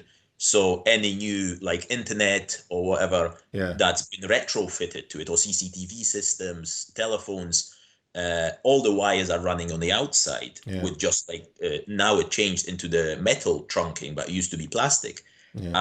And if there is enough wire in there to run to 120 flats, there is a lot of these wires. That would be a problem. Yeah, for sure. So yes, I can see that being a problem, but I have not come across it myself. And when we were taught BA shuffle to start with, those 17 years ago, the wires were never mentioned. It was part of protecting your face, basically. It was just general protection from any hazards. Probably the wires were mentioned that if there is a wire, you can touch it, i.e., to not electrocute yourself. But maybe not. You will not get tangled. But probably if I was lower down, probably I would have passed that wire, the light fitting hanging down as well. But it's no. I don't know what more to say. Yeah. I'm just stunned. I know that it's not the entire UK that teaches this to stand up. It's just part of UK. I know brigades who does not do the standing up, at least. I would like to think so, and I would like that to spread wider. Let's say. Yeah. But one of the things I've heard when I talk to UK people, and the UK seems to be sort of the world leading of producing documents that nobody follows. The UK produces some of the best documents in the world. I'm not saying for content, for structure. Like this is a perfect the operations guideline for the entire country. Look, and I look at it, go like, oh, this fantastic amount of information. Half of it doesn't make any sense. So the content is bad, but the structure is good. But when I look at those, I realize also when I talk to a lot of UK firefighters, go like, yeah, but we don't follow those in practice. If we were to follow those in practice, we would never get into the apartment on fire because all the checks we have to do on the outside would take so much time that the fire would burn out. So there's this extreme mismatch between practice and theory. And that is, I think that's a sickness that the UK has, the deepest sickness of the UK. It's a funny thing because when I was I was obviously in Belgium, and there was obviously Australians there and Dutch and Belgians and we were watching one of those videos, I think about the typical American kind of fire coming out, the ranch kind of style house. Fire coming out of the front door, and then the guys coming to the front door, kneeling down and starting putting their masks on. And the Dutch guys and Belgians had a little laugh and saying, by that time we would have been at the fire because they've got their clip-on masks. And I was sitting there thinking to myself, we would be back there by our board trying to. It's horrible. It's horrible. On and testing, because we need to do the pre-operation tests of do I have air, or surely if I can breathe, I've got air, and all that. So all these safety procedures have their place. I'm not saying No, they don't. A lot of them No, they come don't. from I think previous that incidents. it's just a paper product. A lot of times does not increase safety, and for sure doesn't increase efficiency. And I think there are other ways of addressing that safety. I think there's a lot of inherent problems with the UK way of even looking at the safety as an issue. I think that I get tummy aches when I see the UK fire service arriving to fires. Sometimes it takes forever to do anything because you have also one of the illusions of control that the fire officers should make all the decisions and secure all the information and make all the plans. So the firefighters just stand there waiting for orders, which I think is a horrible way of operating. Yeah, that's the theory. That's the theory. Yeah, which is a horrible theory. But to be fair, Swedish Fire Service is still halfway there. Like we still have an overemphasis on what the fire officers should be able to do. They think that when you can become an officer, you get a separate brain, which works a lot better, but it doesn't. You can't process that much information. So you have to spread the load of gathering and interpreting information and making actions to all the crew. And so on. And that's this whole separate issue. But I think that, like the UK again, going back to this, it's a for me, it's a paper product, the best structured documents in the world. Sometimes wrong content, but when it really comes to shove, it's saying I had a discussion with I think it was oh, I don't know who said it. It was it's Tim Sendelbach. I asked him, and that was a revelation to me when I said, when do you know that your documents and procedures, whatever, are too scripted? I'm not saying wrong. It could be wrong also, but too scripted. Like when have you broken down in too much details so that they're not useful anymore? And Tim said, when you find yourself wanting to break them more times, you want to follow them as a tool, then they're too scripted, meaning they're not helping you anymore. You have to deviate from them so much or so often that they're not really helping you. Then you have to abstract higher and see what can we do on this level to make it simpler and easier and so on. And I think that was a really good, easy way for me to think about finding the appropriate level of support to, for instance, a commander or how to start an incident or for a firefighter making decisions inside. If you find yourself wanting to break the guidelines too often, the guidelines are not good. Yeah. And I think that the UK obviously has that problems because it's impossible to follow the guidelines you have produced, like the national operating guidelines. They're just ridiculous in terms of what you have to do. I couldn't possibly comment. I know because you're very strict on that, but no, I think they have a major problem. I think there's a lot of paper warriors has been saying that it would be good if you check this also before you enter. You have to check the power. You have to check this and this and this and this and this. So you have to do all this. You have to comply with this. You have to follow this checklist. You have to sign here, and then you can go inside. But if they just thought about that, okay, the situation is going to change so much before your initial assessment to this, you have to start over again. It will be just analysis paralysis because you never get out of the analysis loop because the situation changes so much between where you possibly could go, okay, now I'm going to look at building, construction, blah, blah, blah. Go to fire. Now I'm going to look at other hazards. Now I'm going to look at the organization. I'm going to go look at, oh, fuck, the fire changed. Oh, then the building construction changed. Oh, then the hazard changed. So I go, like, oh, fuck, I'm going to change again. Oh, now I need more people. I don't have more people. Oh, now it changed again. I need more people. Like, it's just ridiculous. It doesn't work. So you have to have very simple, realistically safe guidelines to operate. And that's a challenge. I'm not saying that I have the perfect. I'm just saying that I just know that you can't just run into a building with no thought, and you can't wait to check everything. Somewhere there's a balance, of course. Yeah. I have 10 minutes more. So if you have some final questions, then I need to go. Right. Let's do some kind of closing ones. Yeah, I've done that. So yeah, closing. What in your thoughts, or where would you like the future European firefighting to go? The tactics or the techniques? Are you more in favor? And kind of going back to the Dutch research, about the gas cooling and arc method, showing that there was no necessarily more cooling with the gas cooling than with a straight stream. Are we? I think what you're going to say is that we should maybe put it somewhere in the middle, that between the North American way and the European way of the early 2000s. But yeah, I have a hope and I have a fear and I have a.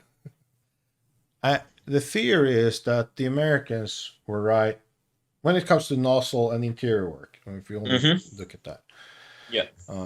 My fear is that the Americans were right that you need very low pressure and you need as much flow as possible, because you need 700 liters, not 400 liters, for instance. You need that to be much more effective. And I don't see that. There's no fire breathing body seat, at least for the European fire service, because we generally have it is a context difference somewhat in terms of how typical housing and so on. But I don't see Americans needing that at all either. To be fair. But anyway. That's a fear that we end up there, because it's a tremendous amount of drawbacks. You need bigger fire trucks, you need more water, you need bigger hose lines, more manpower, you need more hose line training, you need bigger firefighters, preferably, and so on. There's so many drawbacks. Yeah. My hope is that we're gonna do straight stream high pressure gas cooling. So there is one system in America called HMA. HMA does straight stream gas cooling with, I think it's is it, I don't remember, is it like 15 bars at the nozzle maybe, or like 120 liters per minute or something roughly in the range, which is high pressured compared to what when typically straight stream cooling it does. I mean, and then lower flow.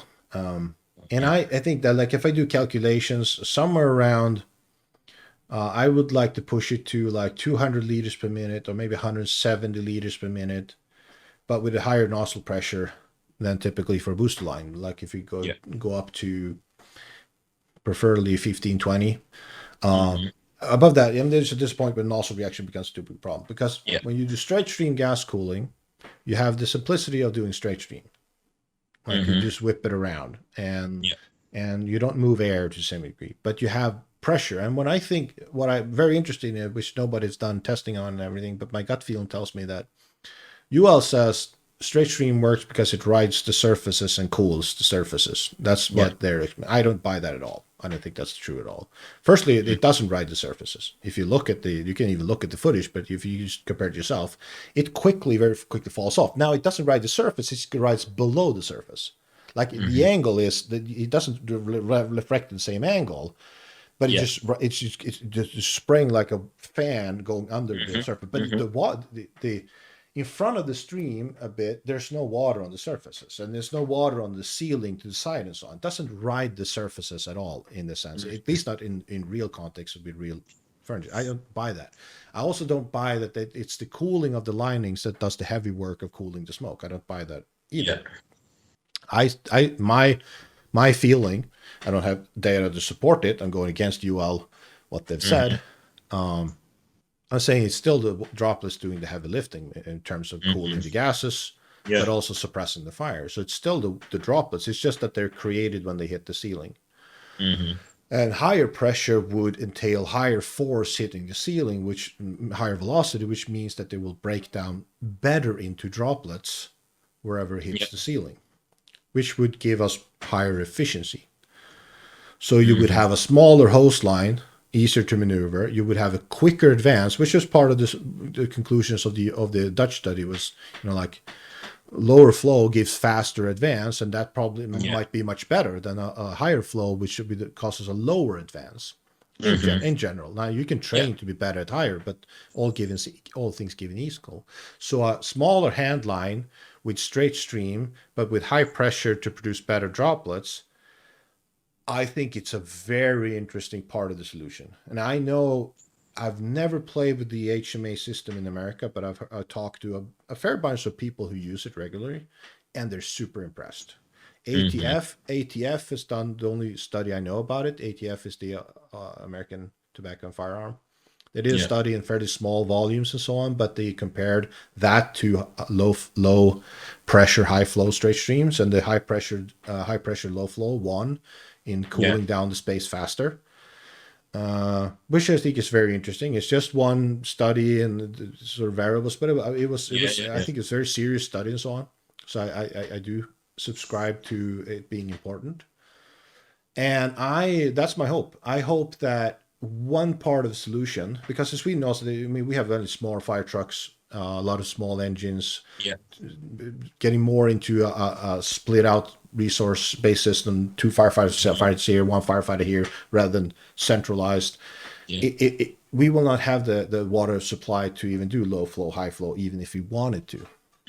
So I am pretty sure that high pressured straight stream will be part of the answer. That said, what I have played with is the Cobra. The Cobra, you can have a normal. On the later years, you can also attach a normal fog nozzle to the Cobra system. It has to be a later system because there's some kind of setting you reduce pressure and so on.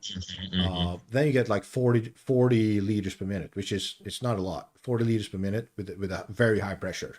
And I've played with that on acquired structure burns, and I'm borderline being able to suppress, like when you start rolling and sealing and I'm getting into a bad position, I can barely suppress that with that. Meaning, but that's pretty impressive doing like straight stream gas cooling with high pressure at 40 liters per minute. I'm still trying to suppress a fairly, what I would consider a pretty bad situation being inside. Not the worst at all.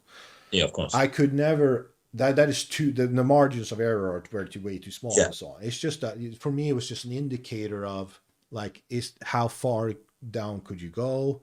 Like, at some point, it is just a flow problem. It doesn't matter if every water droplet is vaporized. It's just a flow problem.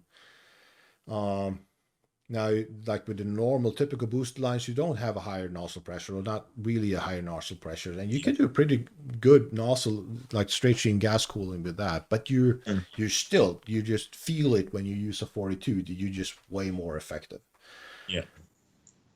So my hope is that we will adopt in Europe. I think it will happen.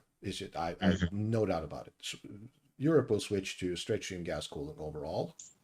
At first with normal, the pressures of nozzles we have, with typically lower flows in America. And from then, I hope we will pick up high pressured straight stream gas cooling. I hope that will prove to be a viable option to get less water damages, more efficient water distribution to the scene, faster responses, smaller fire trucks, which enable us to have more of them and less, and so on and so on and so on. It scales way better than low flow, high flow, low pressure. So that, I think that's one of my hopes, and at least for 10 years, maybe. But at least I think in 5 years, I would see most fire service in Europe, unless they're living under a rock, they would just have to start seeing the logical conclusions that straight streams work, at least for some situations, and start adopting that. And when they start adopting that, I think they will switch entirely, that being the norm. But I don't know. I mean, there's a lot of very smart people who have very different opinions than me on this. I never thought I'll see the day, but I am aware that some UK services have got smooth bore nozzles now for high-rise stations, and which I know that the UK Fire Service who are teaching actively the recruit class to use straight streams also, not as the norm, but at how to use straight streams for gas cooling and so on also. So I know and I know so many places in Europe that are on the verge of switching or have done switch. And I'm almost astounded how fast Sweden is switching to straight stream. Yeah. I am very surprised. I would say most mid-sized fire departments are very close to, if not switching entirely, but like we have decided that this is the way we want to go. It just takes time to educate everyone and convincing everyone and so on. The bigger departments are just way slow. They just never do anything if they don't have to. It feels like, it's just my opinion. They're just way after, even though they feel that they're a lot better, which is of course a connection. And the smallest fire departments don't have the resources to be active unless they have like a fire nerd who's pushing it, and then they're switching. So the smaller fire brigades will follow the larger ones eventually. So me getting most of the mid-sized departments just signals to me that it's just a matter of time. But the large one will eventually crawl down, and they will say they were the first and the best, but they will just follow suit like most of the time. And the small ones will just change when everyone else changes. So I think I've already won that war in Sweden. But there's a lot of people in Sweden who would say otherwise too. I'm sure they know. We are in a very decentralized business. Yeah. Right, Lars. I'll let you go. Yeah. It's been a pleasure. That's it too. I love the questions. Thank you for your time. Hopefully it'll be beneficial to more people than just you and me. Yeah, I hope so. And I hope that this recording worked. Otherwise, it was just a nice conversation. Yeah, it would have been lovely anyway. But hopefully it will be propagated a bit further. Yeah. So, it's been lovely. Thank you very much. Thank you. Bye-bye.